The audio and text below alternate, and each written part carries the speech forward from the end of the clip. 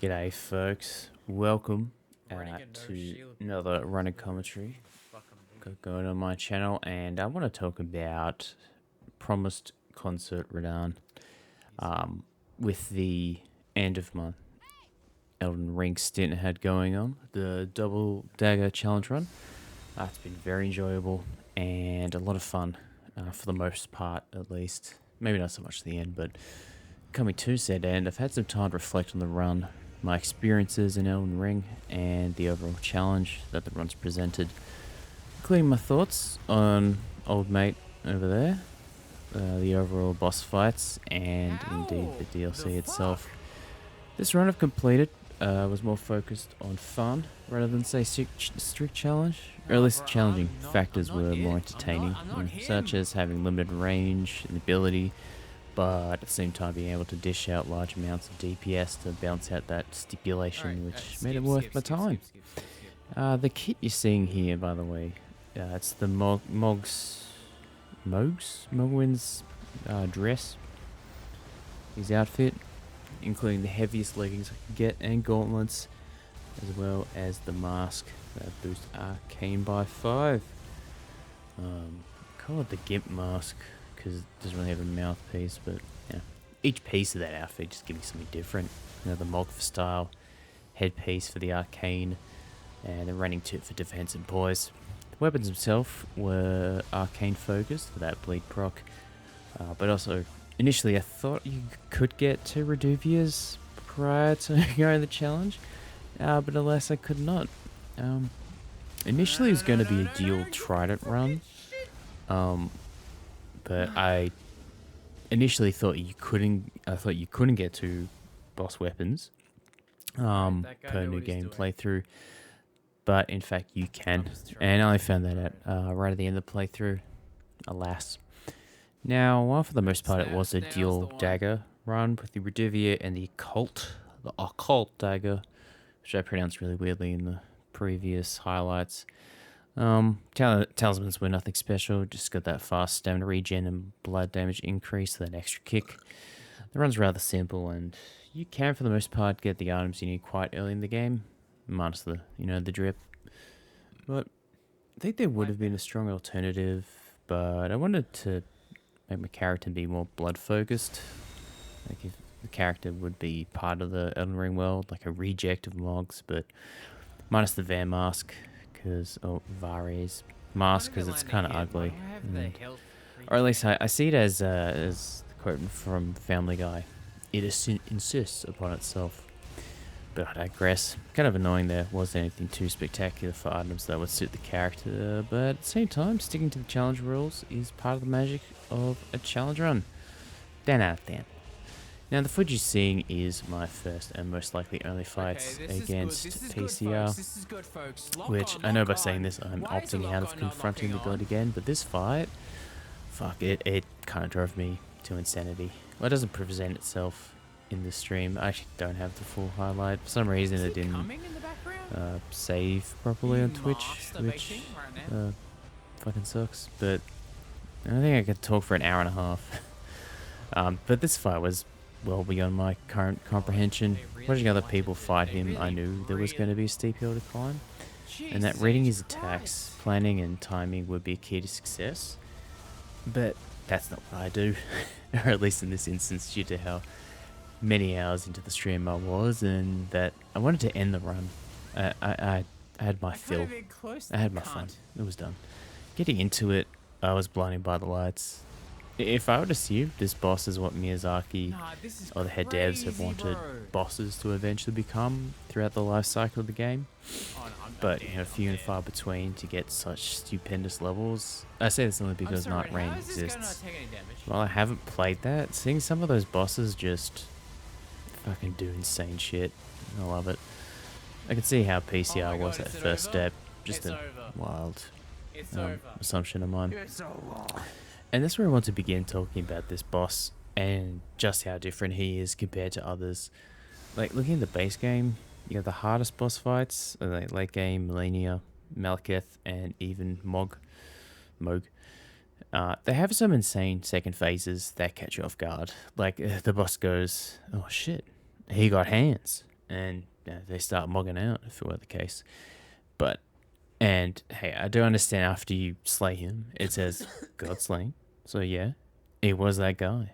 And boy, I guess if you include Mikola, the mentioned bosses, while difficult, being that the game has been out for long, they all have some set weakness that you can use it against them correctly. You can make it a cakewalk. But PCR is a different beast. To keep it short, and probably echoing what other people have said, really difficult to punish, small windows of opportunities, added luck, and hoping that the next attack can be telegraphed or read well. To me, he needs several hours to fully read all of his attacks, or at least understand not only the uneven terrain that you're fighting on, but also what angle you need to run to avoid the next attack. But without a shadow of a doubt, again, Promise Concert Radahn is indeed the hardest boss in Elden Ring, and indeed from software gamography. He's on par with the Dark Lurker, Slave Knight Gale, Pinwheel? Yeah, I got Pinwheel labeled here. I don't know what's going on there with that guy. The Orphan of Cause, King Allant, and even Demon of Hatred. Now, some of these bosses have a cheese factor that make them somewhat easier, simply because they have an out. If you give up on fighting them normally. But yes, without a doubt, PCR is the hardest boss. In fact, I think he's more of a gateway boss into Night Rain. I think as well, he doesn't have that cheese factor. He had glitches. I could see one where you just jump up and down, and then he just falls to the ground and dies. But hey, let me know if it's worth getting Night Rain, by the way, and see. I get a feeling that the PCR fight was that entry into Night Rain category. But hey, in short, basically From Software deployed PCR, and ideas for the next project, they deem the endgame bosses to be big and swinging as him. That's just my theory. Excuse me. But thinking more about it, this fight reminds me of Orphan of Cos, the boss from Bloodborne. Yeah, at least within the arena, you're walking into the unknown. That realization, like, this is it. This is the final entry, the crescendo, the last boss, the end of the DLC, and indeed the game itself. Like, the story ends here. But also because it would be the hardest boss fight of the game. And motherfucking god, yes it was. Much like Orphan, the first stage was, for the most part, an easy ride. Relatively easy to read attacks, and yeah, you're gonna die, but you have a down pat pretty soon. However, the second phase, nah, bro. That's what I'll say in short summary. To put a label on it that is easy to understand for everyone, just phase 2, and you'll probably notice that I summoned someone for this fight at the start of this video. That's because I spent a solid hour and 30 minutes trying to defeat Radahn. He is just that epitome of difficult in the Souls game, and massive attacks on attacks with some extra attack patterns on the side. And of course, these are all within the idea of being one-shot by design. Attack patterns that are one-shot, attack combos that are one-shot, I guess.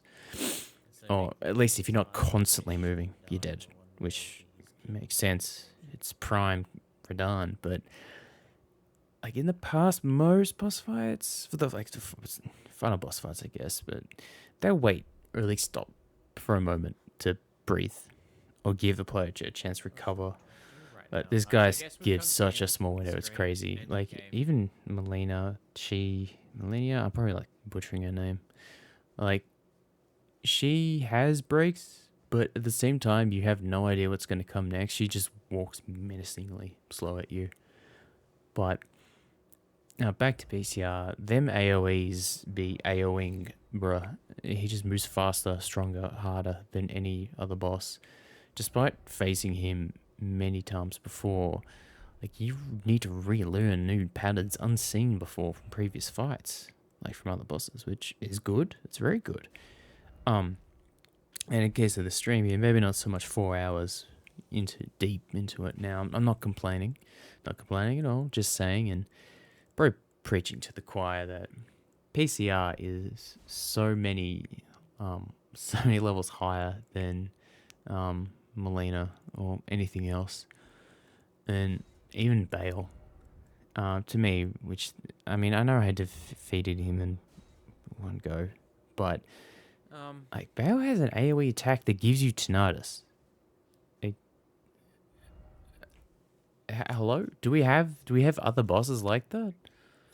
Should have more bosses that give the player like debilitating illnesses.